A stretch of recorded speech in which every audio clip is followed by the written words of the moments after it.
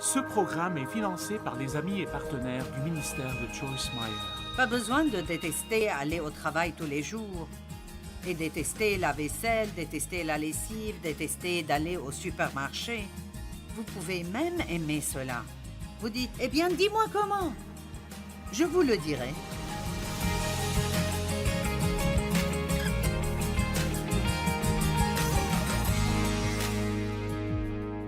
Très bien, ce week-end, j'ai 3 messages. Ce soir, demain matin, demain après-midi. Et je vais enseigner sur la joie et la réjouissance. Mais même plus que sur la joie, je parlerai de la réjouissance. Comment profiter de la vie et pas juste des vacances ou d'une fête ou d'aller faire du shopping ou ces jours rares où quelque chose de vraiment super excitant arrive avec vous. Parce que nous savons tous que ces choses sont plutôt assez rares.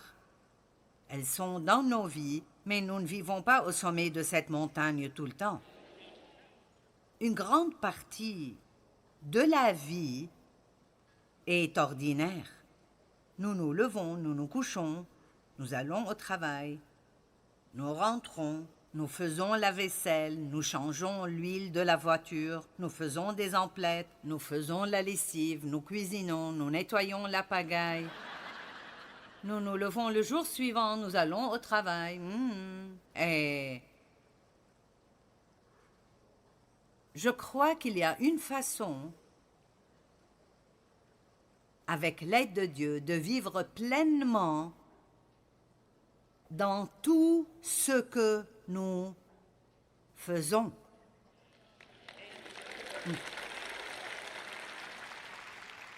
Par exemple, si je dis combien d'entre vous aiment conduire au travail dans les embouteillages? Combien d'entre vous aiment faire la lessive? Combien aiment faire le ménage? Que Dieu bénisse les deux qui aiment faire le ménage. Combien d'entre vous aiment aller au supermarché? OK. Je pourrais continuer avec ça. Vous savez, je ne suis pas matinale. Et donc, quand je me réveille, ma première pensée n'est pas de sauter hors du lit et dire « Bonjour tout le monde !» Je dois dire que ma première pensée est « Oh mon Dieu, je ne veux pas me lever. Oh. Je ne veux pas me lever, je ne veux pas. » Mais Dieu m'a montré certaines choses que je vais partager avec vous et je pense qu'elles peuvent changer beaucoup de choses dans votre vie. J'étais dans un magasin il y a quelques semaines. C'était un magasin de vêtements. Et il s'occupait de ma transaction. Il y avait 2 dames qui étaient debout à l'arrière et je dirais qu'elles étaient de vieilles dames. Mais elles ont probablement mon âge alors.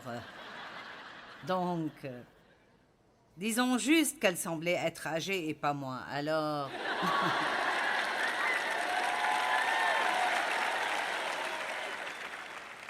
Vous feriez mieux d'être d'accord. Parce que je travaille sur cela. Et l'une d'elles a dit à l'autre, « Comment vas-tu » Et elle a dit, « Eh bien, je me débrouille. » Et elle a dit à l'autre, « Et comment vas-tu » Et elle a dit, « Oui, c'est de même pour moi, je me débrouille. » Et j'ai pensé, c'est vraiment triste, mais c'est l'histoire de la plupart des gens. Ils survivent. Ils se débrouillent. Et Dieu a tellement plus pour nous que cela. Il n'y a rien en Dieu qui est juste de se débrouiller. Il est Jéhovah El Shaddai, le Dieu de quoi? Du plus que juste le nécessaire. Pas juste le nécessaire ou à peine, mais plus que juste le nécessaire. Maintenant, laissez-moi vous dire que tout le monde ici a de la joie. Si vous avez Jésus, vous avez la joie. Elle est en vous, elle est dans votre esprit. Mais Satan travaille très dur pour essayer de l'arrêter de sortir. ou pour qu'on ne la ressente pas, parce que la joie du Seigneur est votre force. Je crois que la joie est puissante, je crois que la joie nous guérit. Les personnes les plus heureuses sont celles qui sentent le mieux. Amen. Et donc je pense que nous devons être aussi joyeux que possible, et la joie est tout de l'hilarité à un plaisir calme. Donc être joyeux ne veut pas dire que vous passez vos jours à rire et rigoler à travers la vie, mais ça veut dire que vous avez un plaisir calme dans votre vie. Les gens ont des personnalités différentes. L'une de mes filles, j'en ai deux, est vraiment très... Je ne connais pas tous les termes pour cela, mais quand j'ai étudié les personnalités, elle a un tempérament sanguin. Elle est vraiment toujours enthousiaste. Elle est matinale. Bonjour tout le monde. Et elle est enthousiasmée à cause des plus simples des choses. Et je peux vous le dire, ce n'est pas parce qu'elle est plus spirituelle que quiconque. Elle est une fille spirituelle et aime Dieu et enseigne sa parole, mais c'est sa personnalité. Et nous devons apprendre que nos personnalités sont toutes différentes. Elle est venue chez moi l'autre jour et elle a appelé plus tard. Elle a dit « Oh, je suis allée acheter des lumières de Noël quand je suis partie de chez toi. Et j'étais si excitée que j'ai presque fait de l'hyperventilation. » Maintenant, j'aime bien Noël. J'aime mes lumières. Mais je n'ai jamais hyperventilé à cause de cela. Ça ne fait juste pas partie de ma personnalité. Amen. Donc, quand je dis que vous pouvez vivre pleinement votre vie, je ne veux pas dire que vous devez nécessairement le faire comme elle. Combien d'entre vous connaissent quelqu'un qui est juste comme ça? Il s'extasie toujours à cause de la moindre des choses.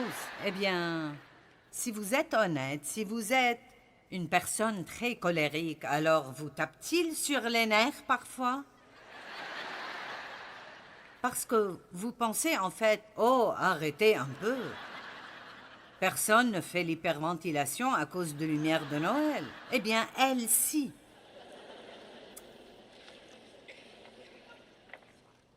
La réjouissance. Laissez-moi vous demander, est-ce que vous ressentez de la joie à voir vos enfants profiter de la vie? D'accord, donc, est-ce que ça vous rend heureux de les voir tristes et déprimés, à marmonner et se plaindre, et dans la peur et la crainte et l'inquiétude, et plein d'anxiété? Eh bien, si nous ressentons cela concernant nos enfants, que pensez-vous que Dieu ressent? Et l'un des problèmes que les gens ont, pas toutes les personnes, mais certaines personnes, est que ils ne pensent pas vraiment ou ne savent pas que Dieu approuve de ce qu'ils vivent pleinement leur vie. Maintenant, je n'ai pas eu d'enfance. Je n'ai pas pu faire cela comme il faut parce que j'étais dans une situation abusive et il n'y avait rien de joyeux chez nous. Et je me rappelle en fait avoir des problèmes parce que je riais et je jouais. « Arrête cette cacophonie », mon père disait. Et donc ça semblait plaire beaucoup plus aux gens que je travaille. Donc, j'ai juste ressenti que le travail était meilleur que la réjouissance. Donc, avant d'avoir à peu près 50 ans, je me sentais coupable à chaque fois que je m'amusais parce que je pensais que sûrement il y avait du travail que je devrais faire. Maintenant, si j'ai raison, il y a des personnes à cette conférence et je sais que j'ai raison. Il y a quelqu'un à cette conférence, probablement beaucoup de personnes qui, si je ne vous dis pas cela, vous ne profiterez de rien dans toute cette conférence parce que vous penserez à toutes les choses que vous auriez dû et auriez probablement pu faire chez vous et qui vous attendront à votre retour. Allez, je vous laisserai lever un peu les mains. Hein? Eh bien, ce sont plusieurs centaines de personnes. D'accord, comment est-ce logique? Laissez-moi vous dire ce que j'ai appris. La poussière sera là demain.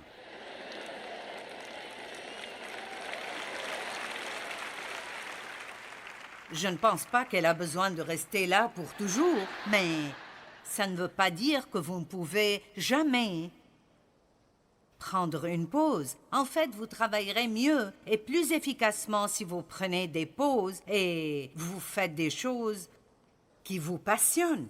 Je suis finalement arrivée au point où je prends des vacances de 5 minutes à travers la journée. Avant, j'allais d'une chose à l'autre, à l'autre, à l'autre, à l'autre, à l'autre. Et je suis arrivée au point où, disons, je m'exerce avec mon entraîneur le lundi, le mercredi et le vendredi. Eh bien, ça me fatigue de faire ça. Eh bien, la chose suivante que je faisais était de me doucher, donc j'allais directement prendre une douche. Plus maintenant, je vais à ma chaise longue et je reste là pendant 5 ou 10 minutes pour récupérer. Ensuite, je fais la chose suivante.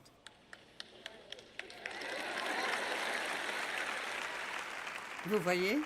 Et vous seriez étonné par comment ces petites mini-vacances de 5 minutes peuvent vous restaurer et vous rafraîchir et littéralement vous aider à aimer votre journée, bien que beaucoup de cela est juste de s'occuper de choses mondaines.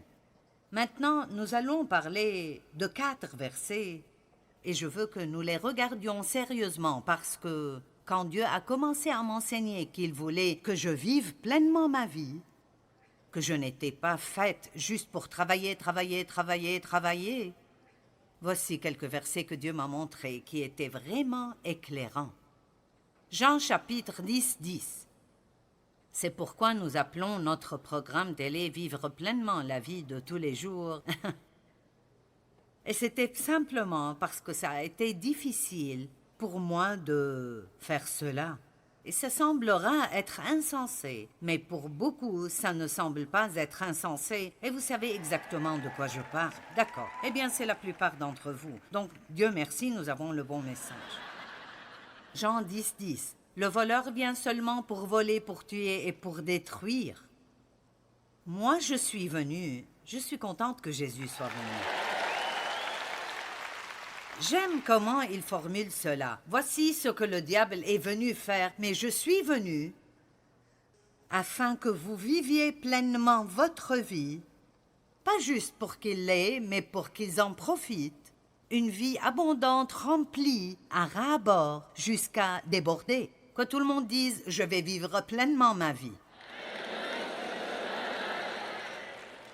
Nous vivons une vie naturelle, mais Dieu la rend surnaturelle. Vous pouvez vivre une vie très ordinaire ou même avoir un problème et toujours vous réjouir. Comment faire ça? Nous allons parler un peu de la perspective, parce que tellement de la vie est comment nous décidons de la regarder et nous devons prendre cette décision. Amen? Très bien. Remarquez la phrase qui dit « abondante, remplie ». Jusqu'à déborder. Pas juste à peine assez pour que vous puissiez survivre, mais assez de joie pour vous-même et de la joie qui débordera sur les autres, et cela les rendra peut-être affamés et assoiffés d'avoir ce que vous avez. Jésus enseigne aux gens de demeurer en lui. Jean chapitre 15. Mais si vous demeurez en moi et que mes paroles demeurent en vous, demandez ce que vous voudrez, vous l'obtiendrez. Si vous demeurez en moi, vous produirez du fruit en abondance. Et pendant 10 versets, il parle à propos de demeurer dans son amour. Demeurer veut dire vivre, habiter et rester, ou ça veut dire se reposer dans. Se reposer, demeurer en Jésus. Et puis dans le verset 11, il dit « Tout cela, je vous le dis, pour que la joie qui est la mienne vous remplisse vous aussi, et qu'ainsi votre joie soit complète. » Donc il n'y aura pas de réjouissance si nous n'apprenons pas à nous reposer en Dieu. Vous ne pouvez pas être anxieux et vivre pleinement votre vie en même temps. Amen. Et vous ne pouvez pas être si éreinté que vous ne pouvez pas bouger tout le temps et vivre pleinement votre vie.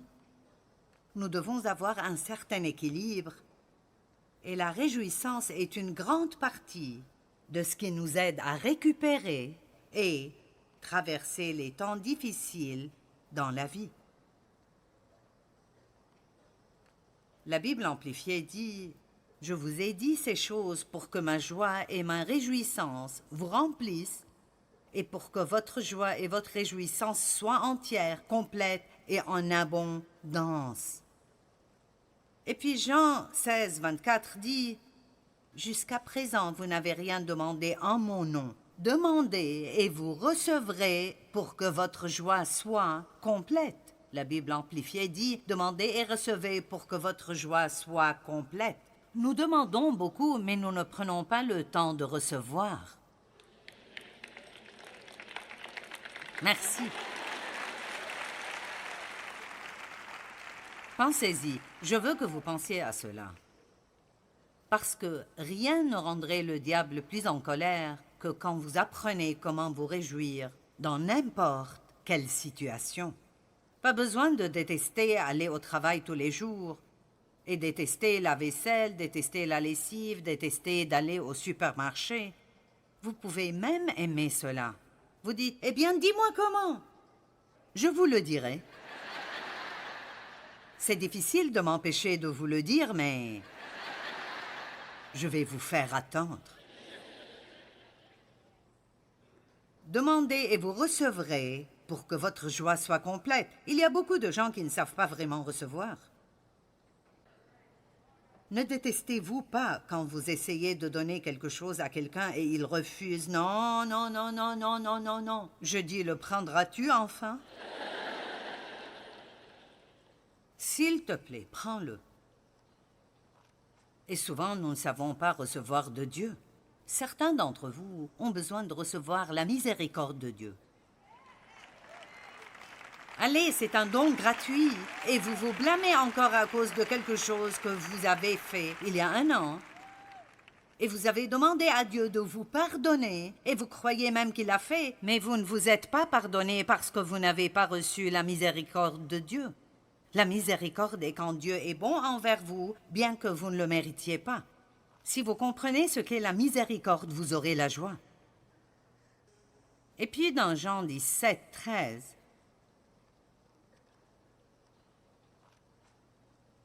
il dit, et je vais vous lire ce verset de deux versions différentes. « Et maintenant je vais à toi, et je dis ces choses dans le monde, afin qu'ils aient en eux ma joie parfaite et complète. » Regardez la Bible amplifiée. « À présent je retourne auprès de toi, et je dis tout cela pendant que je suis encore dans le monde, pour qu'ils possèdent et fassent l'expérience. » De quoi? De quoi? Oh mon Dieu! Tu veux dire que ce n'est pas juste une question de foi, mais qu'il veut en fait que nous fassions l'expérience de sa joie et que nous nous réjouissions de la vie? Vous savez, je suis tout à fait pour la foi et croire et attendre dans la foi. Mais un temps arrive où je veux arriver aussi. Je veux obtenir ce que je veux et pouvoir dire à quelqu'un que c'est réel et que l'attente en valait la peine. Allez!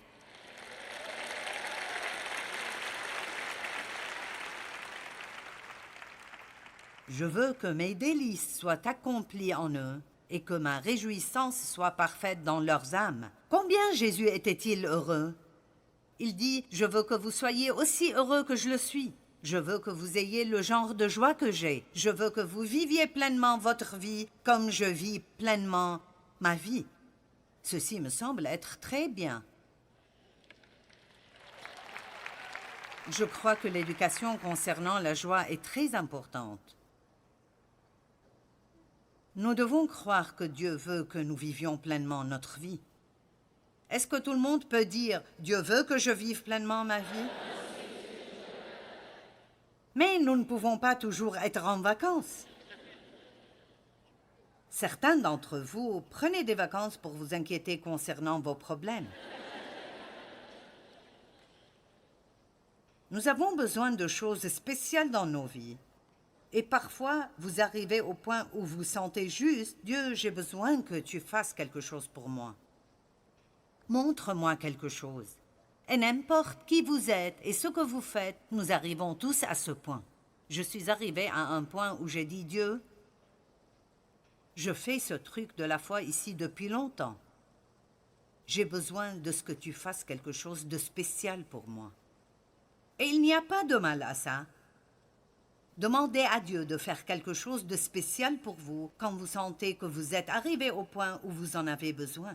Et j'ai prié à ce propos, et bien sûr, 3 ou 4 choses sont arrivées depuis. Ce n'est pas grand, mais je savais que c'était un clin d'œil de Dieu pour moi. N'aimez-vous pas quand vous recevez ces petits « Je suis là, je t'ai entendu, je prends soin de toi ». Et donc, ce que nous faisons est de nous énerver contre les gens parce qu'ils ne nous donnent pas ce que nous aimerions avoir, au lieu d'aller vers Dieu et de lui demander de nous donner quelque chose. Allez, vous m'entendez? Je suis énervé contre Dave parce qu'il n'a pas fait ceci ou cela. J'ai fait tout cela pendant des années et c'était inutile. Ça ne changera pas la personne que vous avez épousée de la blâmer pour votre manque de joie.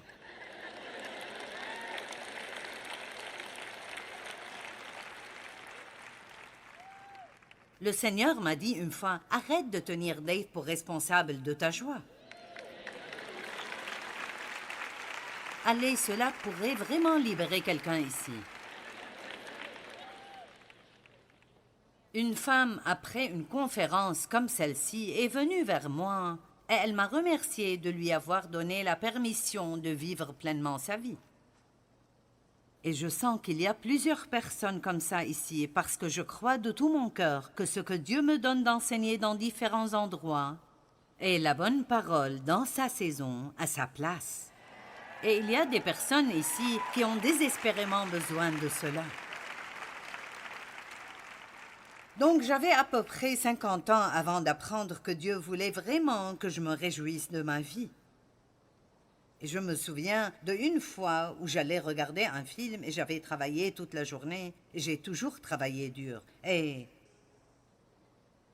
je mangeais du popcorn et j'ai réalisé, alors que j'étais couchée là, que j'avais ce sentiment vague dans mon esprit de culpabilité. Ressentez-vous cela quand vous essayez de vous reposer, hein? Ou de vous réjouir dans la vie? Vous dites, je devrais faire quelque chose, je devrais faire ceci, je devrais faire cela. Et j'ai dit, Seigneur, pourquoi est-ce que je passe par cela tout le temps? Il a dit, parce que tu penses que tu ne mérites pas de vivre pleinement.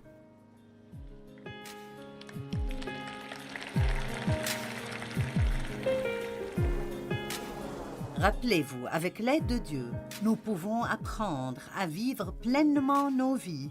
Et cela inclut les tâches ordinaires de tous les jours que nous devons faire. Quelles que soient les circonstances, donnez-vous la permission de vivre pleinement vos vies dès maintenant.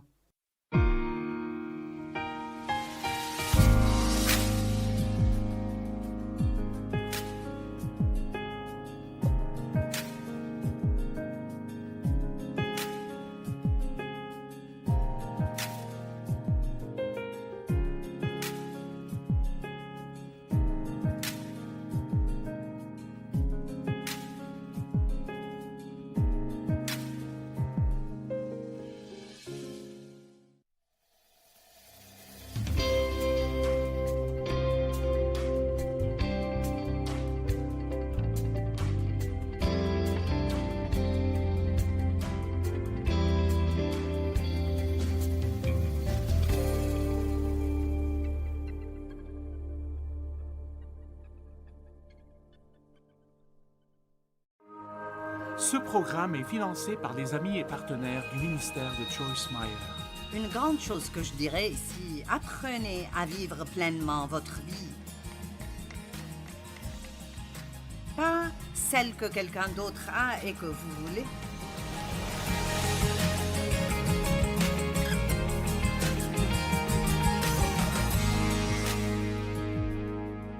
Vous savez, Salomon a écrit Ecclésiaste et... Ecclésiaste est un livre fascinant. Je l'ai lu de nouveau récemment. Et il est supposé être le type le plus sage sur la face de la terre. Mais il a vraiment fait des choses stupides. Alors... Mais il dit au début de ce livre qu'il a tout essayé.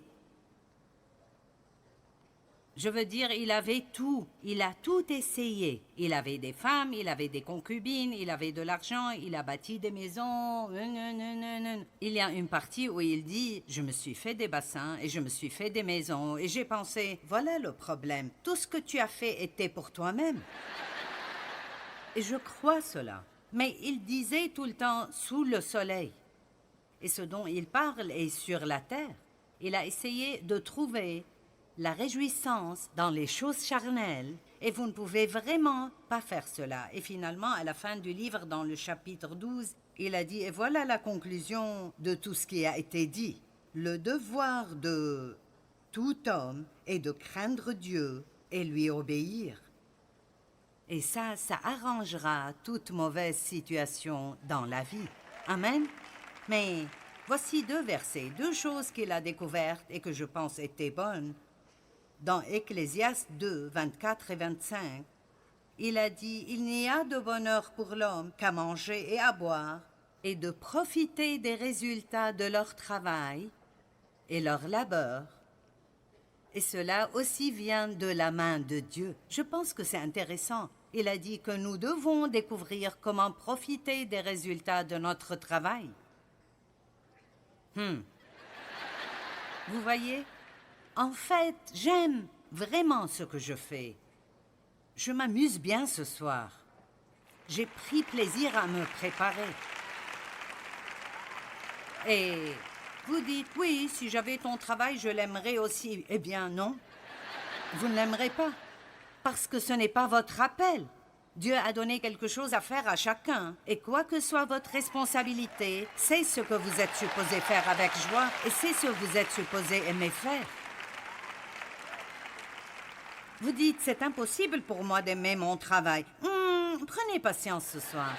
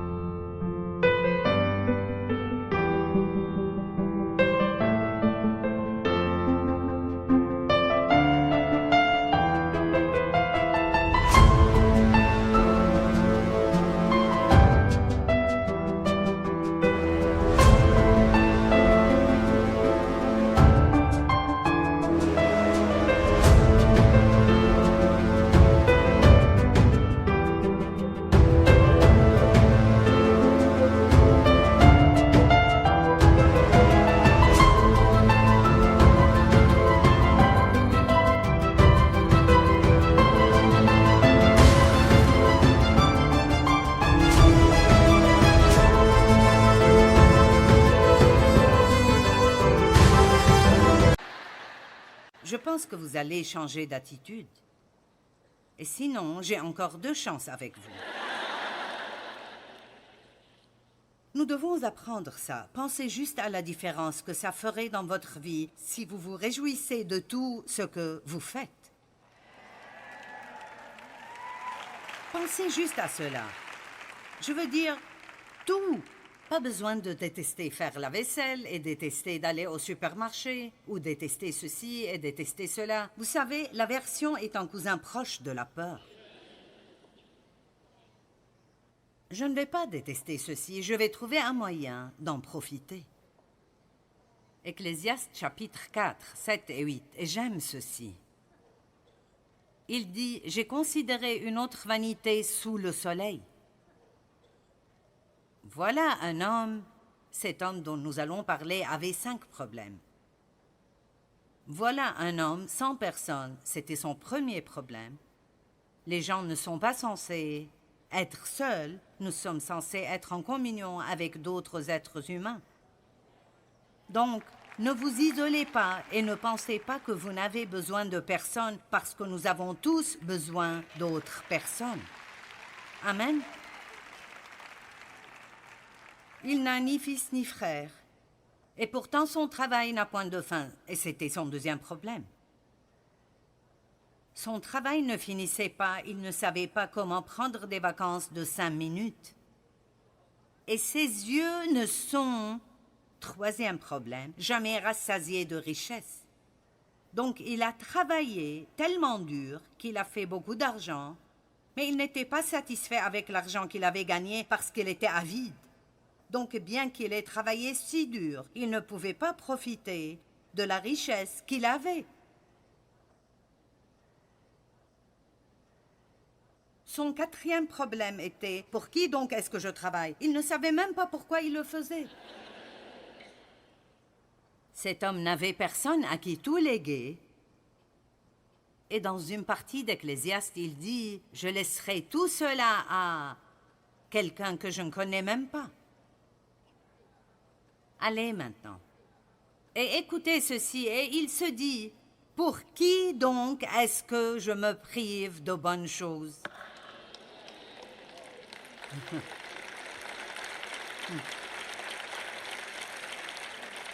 Amen. Et pourquoi faites-vous cela? Vous devez arriver au fond du problème. Et ici aussi, vous comprenez, je ne parle pas de ne faire que des vacances et de dire « Oh, je profite de ma vie ». J'ai une autre carte de crédit et je vais la remplir jusqu'au maximum. Ce n'est pas ce dont je parle.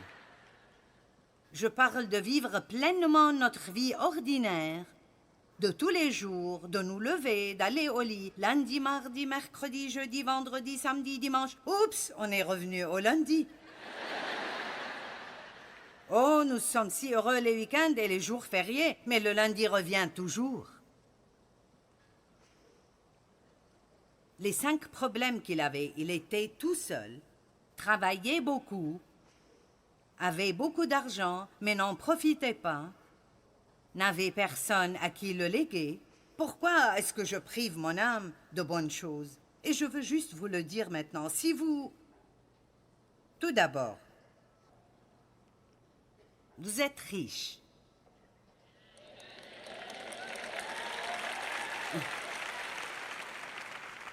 Il parle d'avoir des richesses, et vous pensez peut-être, eh bien, si j'avais des richesses, je serais content. Pas nécessairement, parce que l'argent seul n'a pas le pouvoir de vous rendre heureux. Il ne l'a vraiment pas. Mais bonté divine, laissez-moi vous le dire. Tous ceux qui sont ici sont plus riches que les 2 tiers du reste du monde. Donc, ne perdez pas votre temps à souhaiter avoir plus d'argent et la vie de quelqu'un d'autre. Ce que vous devez faire est de commencer à bien gérer ce que vous avez et de commencer à profiter pleinement de ce que vous avez.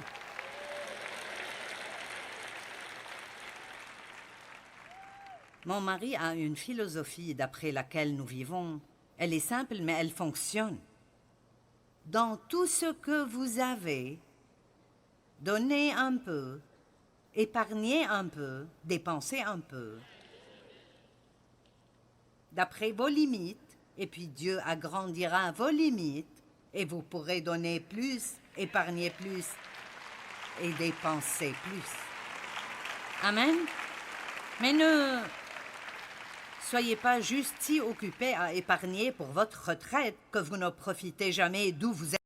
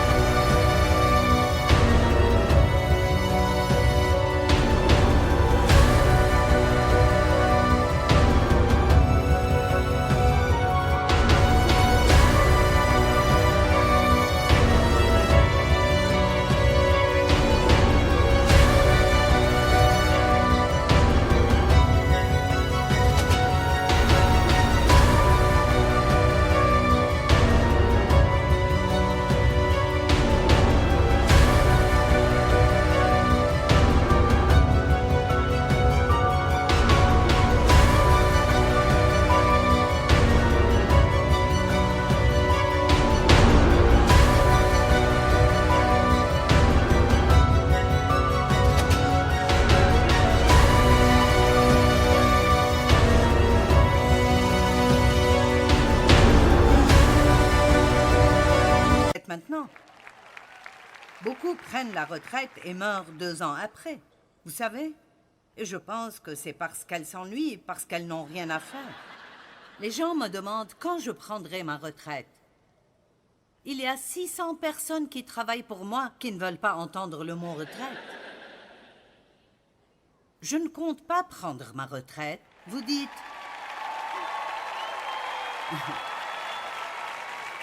J'essaie de découvrir comment je pourrais continuer à paraître assez jeune pour que les gens me regardent, vous savez. Mais je ne sais pas, un jour on devra m'amener sur une chaise roulante. Et tant que ma bouche fonctionne, je pense que je pourrai toujours venir.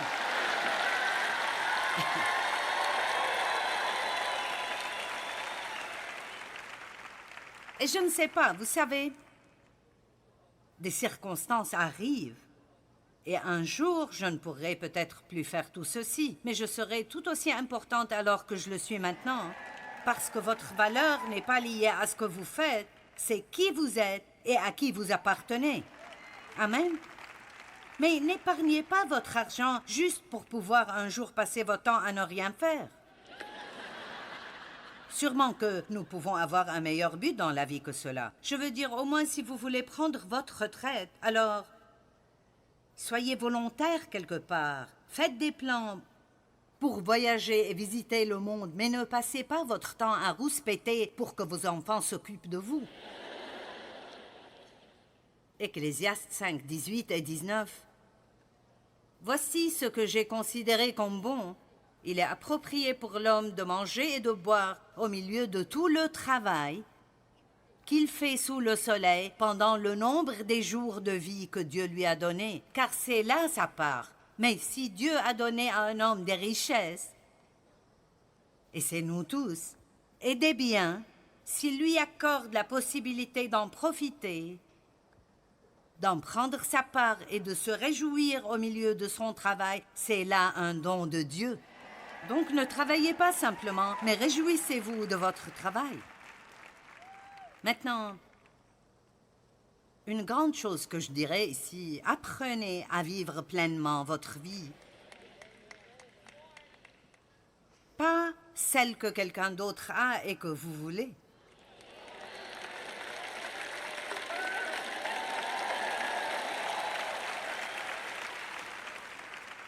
Vous ne pouvez pas être jaloux et envieux et vivre pleinement votre vie. Mais je ne comprends pas. Non, non, non, non. Personne ne vous demande de comprendre. Dieu vous demande juste de prendre ce qu'il vous a donné, de fleurir là où Dieu vous a planté.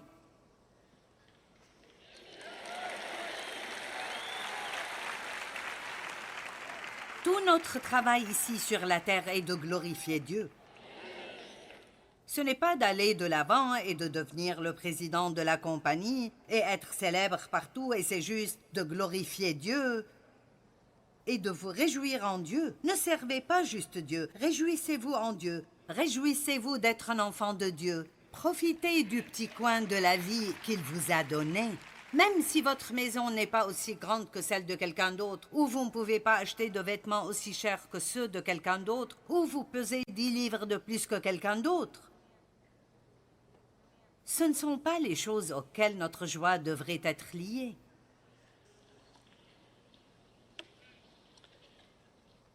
La partie majeure de la vie est ordinaire, mais vous pouvez apprendre à en profiter.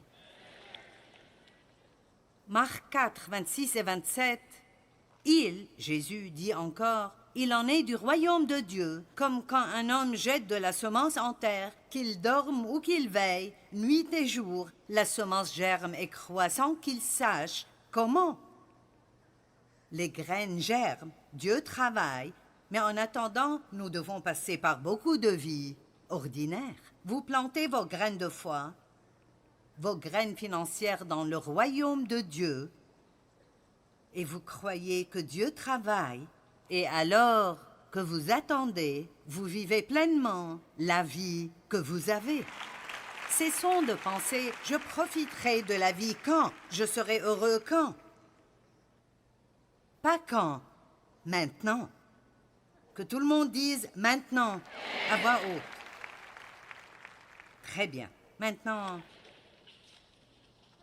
quelque chose que Dieu me montrait et ça semble être si simple. Vous direz « Ah, je sais cela », mais je pense que ça aiderait beaucoup d'entre vous. Très bien, alors, il y a une façon, c'est ma petite méthode secrète. Il y a une façon pour vous d'être heureux dans tout ce que vous faites. Vous vous réveillez le matin.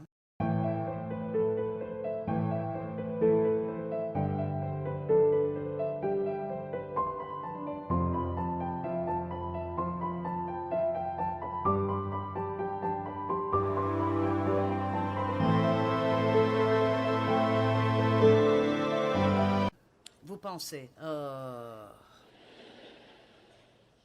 je ne veux pas me lever. Je ne veux pas aller au travail. Je ne veux pas conduire dans l'embouteillage. Je ne veux pas entendre ces enfants. Je déteste cela, mais je dois aller le faire. D'accord. Quand je me réveille maintenant, et je suis étendue et je pense, je ne veux pas particulièrement me lever. Je pense, Dieu merci, j'ai des jambes.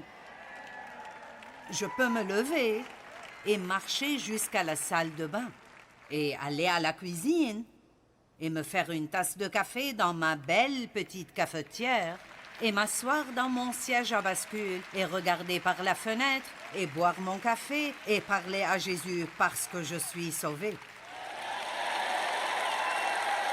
Hmm? «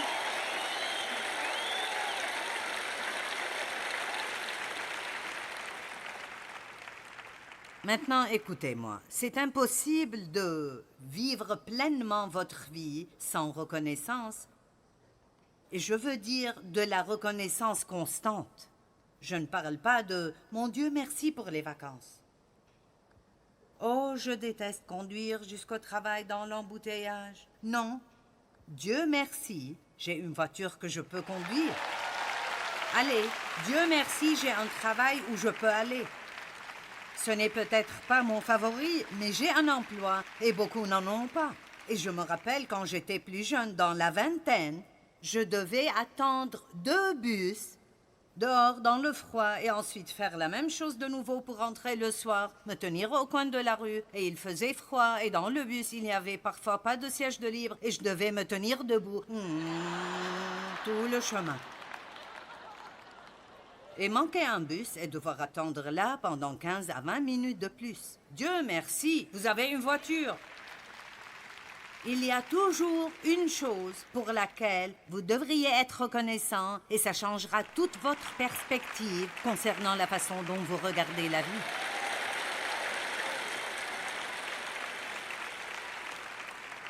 Mais ce n'est pas quelque chose qui va arriver automatiquement parce que vous m'entendez.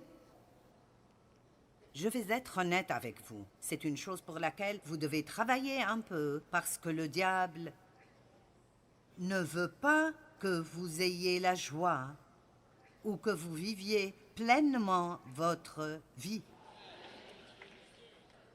Je regardais ceci comme mon travail. Oh, j'attends que la conférence soit terminée. Puis j'ai pensé, c'est stupide, je vis sur cette plateforme. Je veux dire pas autant que dans le passé, je fais beaucoup de réunions maintenant, mais pas autant qu'avant. J'ai senti littéralement que je vivais là. Et j'ai pensé, eh bien, si c'est ce que Dieu m'a appelé à faire, et c'est ce que je ferai, je vais être heureuse. Je ne me tiendrai pas ici effrayée par ce que les gens pensent, ni m'inquiéter de si vous m'aimez ou pas, ou si je dis tout exactement comme il faut. Je m'amuse là. Combien d'entre vous réalisent que vous devez juste refuser de ne pas vivre pleinement votre vie? Une personne, ce n'est pas mal. Ouh, ne me faites pas venir après vous.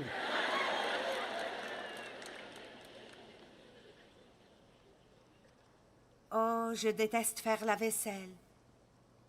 Oh oui, ce sera vraiment difficile de les mettre dans le lave-vaisselle automatique. Et d'y mettre un peu de savon et de presser un bouton. Pauvre de vous. Oh mince, je déteste vider ce lave-vaisselle. Allez, ai-je raison? D'accord, venez avec moi en Inde une de ces fois. Tout d'abord, la plupart d'entre eux n'ont pas des ustensiles, ils mangent avec leurs doigts. Et les enfants, nous nourrissons beaucoup de personnes. Et nous avons ces petits bols en métal qui semblent être passés par 3 guerres.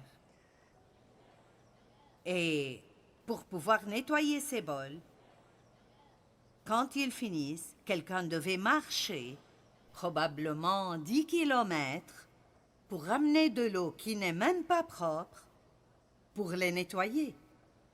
Et ensuite, nous sommes mécontents parce que nous devons aller au lavabo, ouvrir le robinet et rincer les assiettes, les mettre dans le lave-vaisselle et retourner les enlever après et les mettre dans le placard.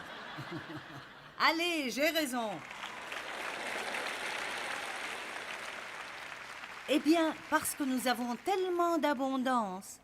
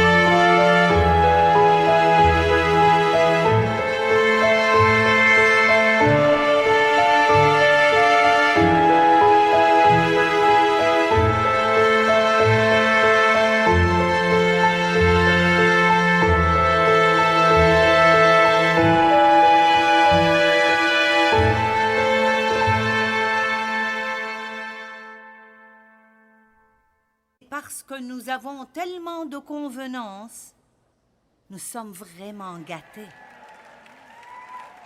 Amen. Donc nous perdons la capacité d'être reconnaissants. Et là, nous ne pouvons plus jouir de rien, parce qu'une personne grincheuse ne peut pas profiter de la vie, quoi qu'elle fasse. Il y a toujours une chose pour laquelle vous pouvez être reconnaissant dans toute situation. Amen.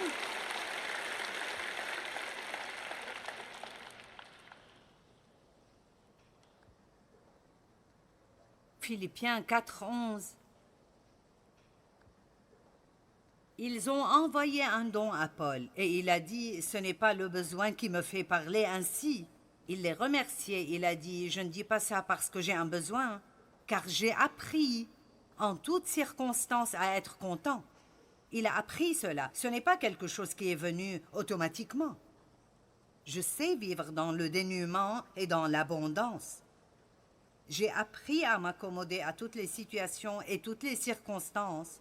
Que je sois rassasié ou que j'ai faim, je peux tout faire grâce à celui qui me fortifie. Maintenant, nous prenons le verset 13 un peu hors contexte parfois et nous le faisons dire « Je peux faire tout ce que je voudrais faire.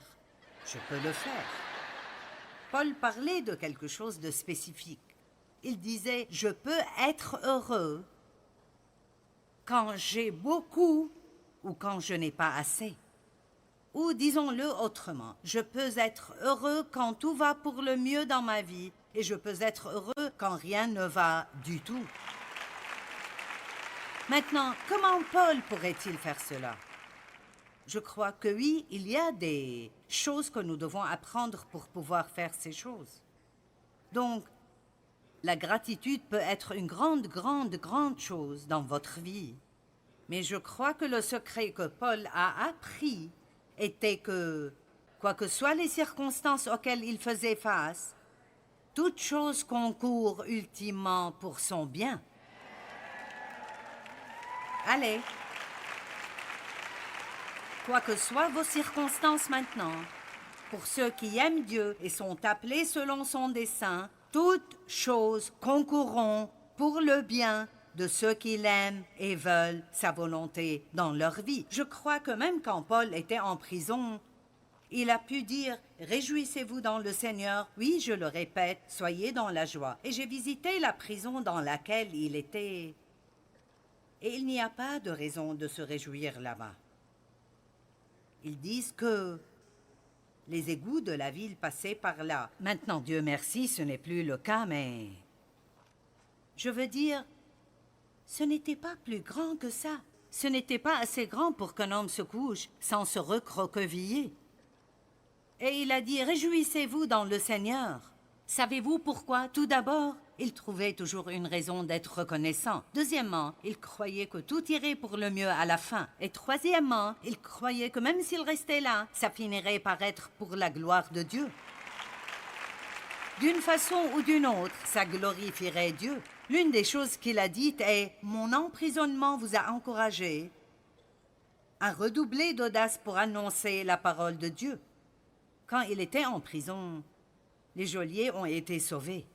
Donc, il croyait que tout concourait pour le bien. Qu'arriverait-il si nous commencions en fait, au lieu de tout détester, à trouver une chose pour laquelle être reconnaissant et croire que, quoi que soit, le problème que nous avons, tout concourra pour le bien à la fin. Nous avons quelque chose que nous disons « ceci finira bien ». Combien d'entre vous passent par quelque chose de très sérieux maintenant? Puis-je vous dire que tout finira bien?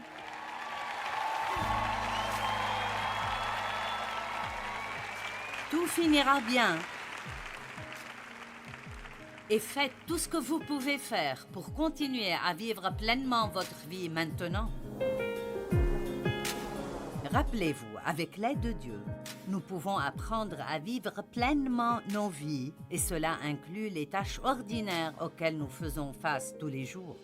Quoi que soient les circonstances, donnez-vous la permission de vivre pleinement votre vie dès maintenant.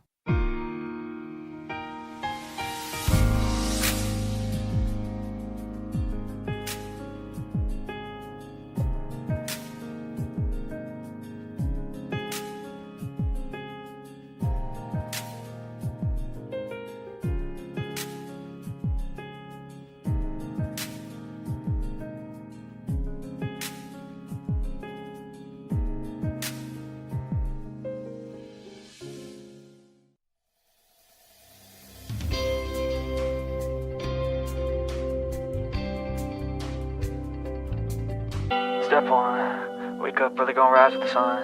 Step 2, get some good, some food in you. Step 3, think real hard about what you wanna be. Step 4, everybody just do your thing. Wake up, today's gonna be a good day. Wake up, today's gonna be a good day. Wake up, today's gonna be a good day. Wake up, today's gonna be a good day. Wake up, today's gonna be a good day. Wake up, today's gonna be a good day. Wake up, today's gonna be a good day. Wake up, today's gonna be a good day. Yo, set your affirmations, aspirations. I got shit to do, the aftermath of preparation. Good food, good mood, blood in circulation. One step at a time, yeah, that's how you make it. Set a goal you control and the steps you take them. I try to pick one thought, have some concentration. And if I make a mistake, it's called education. I try to do this every day, call it replication. Wake up, today's gonna be a good day. Wake up, today's gonna be a good day. Wake up, today's gonna be a good day. Wake up, today's gonna be a good day. Wake up, today's gonna be a good day. Wake up, today's gonna be a good day. Wake up, today's gonna be a good day. Wake up, today's gonna be a good day. So life ain't easy, yo, I think there's a reason though. Ups and downs, just like every different season, yo. Sometimes I'm high, other times I'm barely breathing, though. I always gotta fight and hide from the demons, yo. Negative thoughts are poison, they ride, Head full of flies, so here come the clouds, They'll never stop unless I can swap all the bad for the good in my head when I'm lost, Yeah, so I'ma fake it till I make it. Positive thoughts are overtaken, I got patience. One day at a time is how you operate a cadence. A flow, you grow, you show yourself a foundation. Stay away from all the shit that causes temptation. I know that I like to do it cause it's sensation. I live my life in my head like a narration. Don't expect greatness, do my best, man, I'll take it. Wake up, today's gonna be a good day. Wake up, today's gonna be a good day. Wake up, today's gonna be a good day. Wake up, today's gonna be a good day. Wake up, today's gonna be a good day. Wake up, today's gonna be a good day. Wake up, today's gonna be a good day. Wake up, today's gonna be a good day.